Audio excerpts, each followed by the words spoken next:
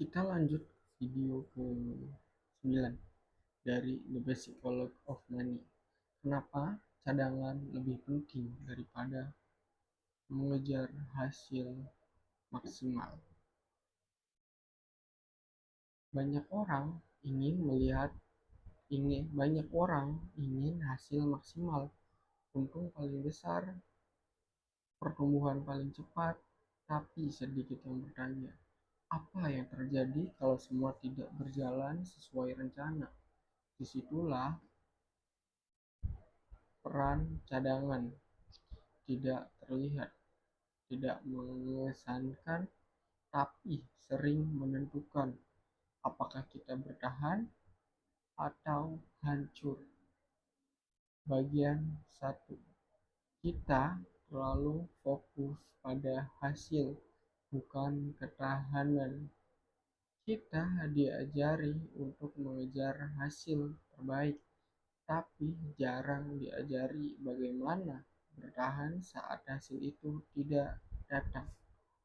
Masalahnya, hasil maksimal sering menuntut risiko maksimal, dan risiko maksimal jarang memberi ruang untuk salah. Cadangan justru melakukan sebaliknya. Ia tidak memaksimalkan hasil, tapi meminimalkan kehancuran. Bagian 2.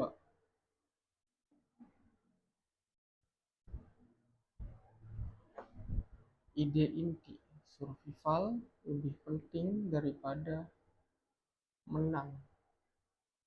Dalam jangka panjang, permainan ini bukan soal siapa yang paling hebat, tapi siapa yang tidak keluar dari permainan. Kamu tidak perlu selalu benar, kamu hanya perlu tidak membuat satu kesalahan besar yang menghapus semuanya. Cadangan adalah alasan kenapa itu bisa terjadi. Bagian 3. Cadangan memberi ruang untuk salah.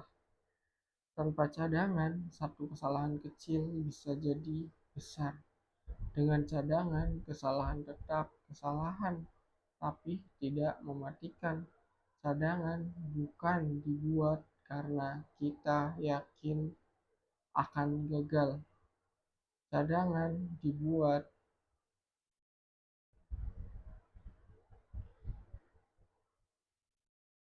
karena kita tahu hidup tidak bisa diprediksi. Bagian 4.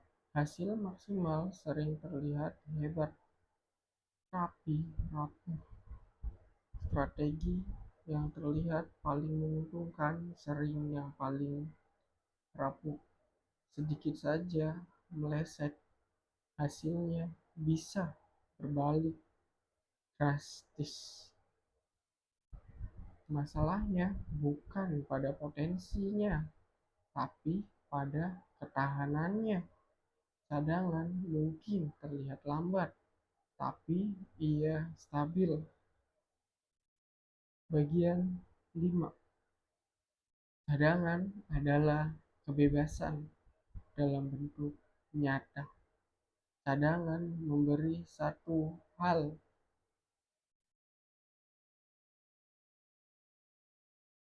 yang tidak bisa dibeli dengan strategi, waktu, dan pilihan. Dengan cadangan, kamu bisa tidak panik, tidak terburu-buru, tidak dipaksa mengambil keputusan buruk, dan ini sering lebih berharga daripada keuntungan besar. Bagian 6. Refleksi pribadi. Aku mulai sadar keputusan terbaik dalam hidupku bukan yang paling menguntungkan, tapi yang memberi ruang saat semuanya tidak berjalan sesuai rencana. Bukan yang paling cepat, tapi yang paling aman untuk dijalani lama.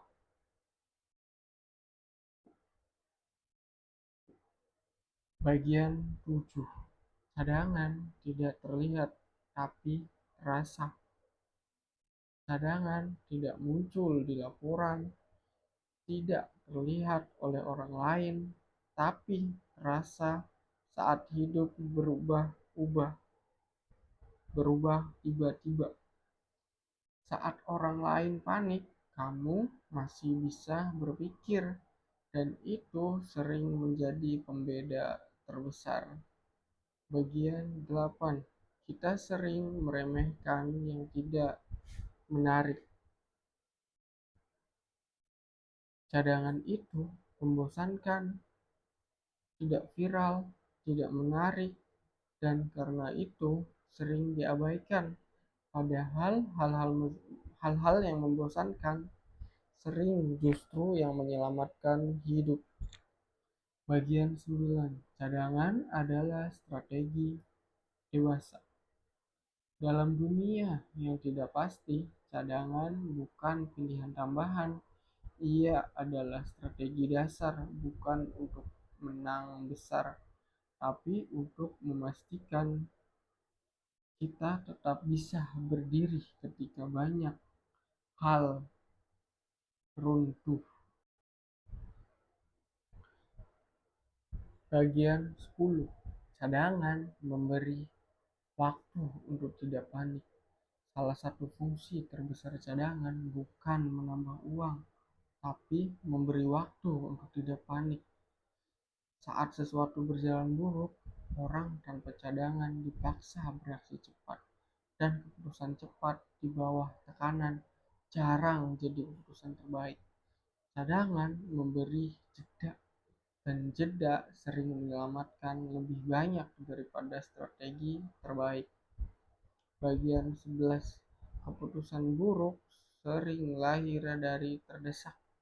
Banyak kesalahan besar dalam hidup bukan karena kita bodoh, tapi karena kita tidak punya pilihan lain. Tidak ada waktu, tidak ada ruang, tidak ada cadangan. Di kondisi seperti itu, bahkan orang paling rasional bisa mengambil keputusan yang merusak. Bagian 12. Cadangan adalah ruang untuk berpikir.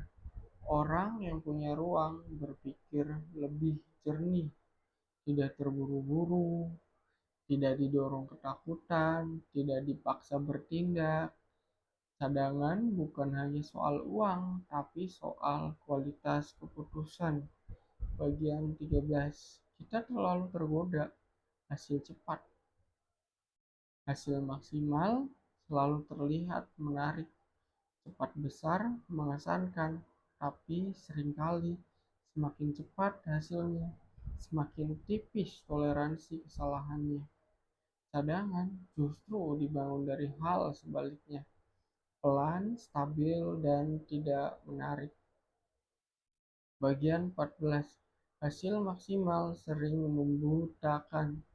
Saat kita fokus pada hasil maksimal, kita mulai meremehkan resiko. Kita melihat potensi untung, tapi mengabaikan kemungkinan runtuh.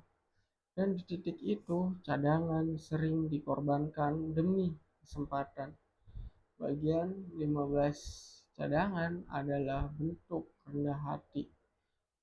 Menyimpan cadangan berarti mengakui satu hal, aku bisa salah, dan itu tidak nyaman. Banyak orang ingin terlihat yakin padahal hidup tidak memberi jaminan. Cadangan adalah bentuk kerendahan hati dalam dunia yang tidak pasti. Bagian 16. Orang yang bertahan selalu punya buffer. Orang yang bertahan lama hampir selalu punya buffer. Bukan karena mereka takut, tapi karena mereka realistis. Mereka tahu bahwa hidup tidak selalu berjalan sesuai rencana. Bagian 17. Buffer mengurangi dampak kesalahan. Kesalahan itu tidak bisa dihindari, tapi dampaknya bisa dikendalikan.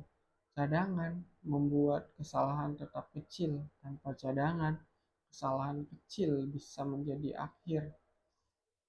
Bagian 18, kita sering meremehkan skenario buruk.